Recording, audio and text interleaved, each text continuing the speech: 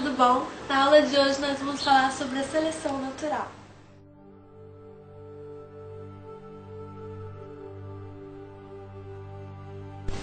Charles Darwin, em 1830, leu o ensaio de Malthus sobre população.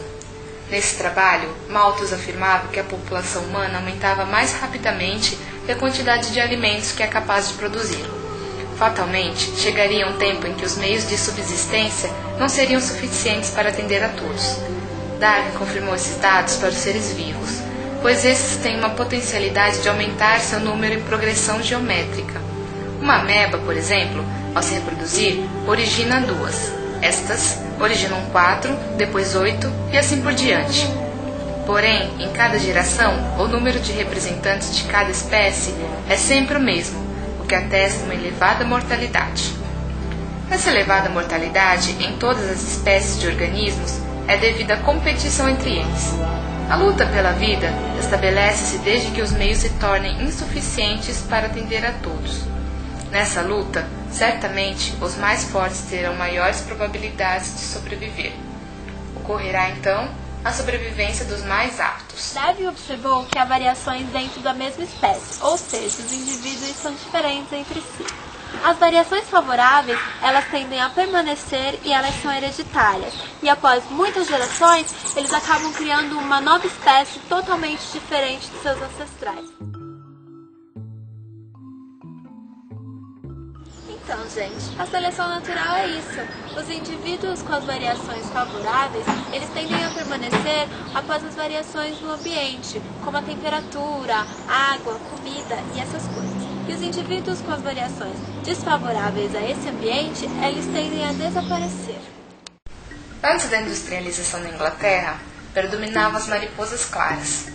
Às vezes apareciam mutantes escuras, dominantes, que apesar de serem mais robustas, eram eliminadas pelos predadores por serem visíveis. Por exemplo, no tronco das árvores cobertos de líquens cinzas, ofereciam um bom abrigo, confundindo as mariposas claras com o tronco. Mas, depois da industrialização, a fuligem e outros poluentes das fábricas tornaram as árvores enegrecidas, alterando o ambiente, fazendo com que as mariposas escuras fossem a maioria e, como eram mais vigorosas, foram aumentando em frequência e substituindo as mariposas claras, que agora passaram a ser eliminadas por serem mais visíveis. Durante o primeiro ano em que o DDT foi usado numa determinada localidade, quase todas as moscas foram mortas. Algumas, porém, por causa da variação herdada, não foram afetadas. Puderam sobreviver e se reproduzir, e assim logo ultrapassaram em número os tipos de moscas menos resistentes naquela área. O inseticida foi se tornando menos ativo. O DDT causou uma mudança no ambiente e só as moscas que eram resistentes puderam sobreviver e foram selecionadas. Não foi, portanto, o inseticida que conferiu resistência às moscas. Pode-se dizer que não é a presença de um certo antibiótico que provoca o aparecimento das mutações. Na realidade, estas surgem espontaneamente e, quando conferem resistência ao antibiótico, são úteis à bactéria na presença do medicamento. Numerosos antibióticos extremamente eficazes, por ocasião de seu aparecimento, perderam toda a ação sobre as bactérias resistentes ao antibiótico. Como no caso anterior, o antibiótico selecionou as formas resistentes que passaram a proliferar sobre as primitivas.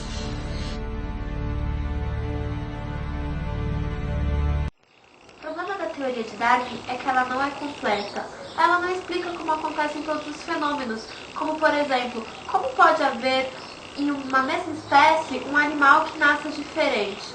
A seleção natural é algo realmente observável, mas ela só explica que há mudanças, mas ela não fala como surgiram os seres que são mais aptos. Darwin observou que dentro da mesma espécie há variações, ou seja, os indivíduos são diferentes entre si. As variações favoráveis, elas tendem a se acumular e elas são hereditárias. E após muitas gerações, elas criam uma nova espécie totalmente diferente dos seus ancestrais. A seleção natural é isso. Permanecem os que são mais fortes, ou seja, com as variações favoráveis. As variações favoráveis, elas tendem a... Darwin observou que há variações dentro da mesma espécie, ou seja, os indivíduos são diferentes entre si. As variações favoráveis, elas tendem a permanecer e elas são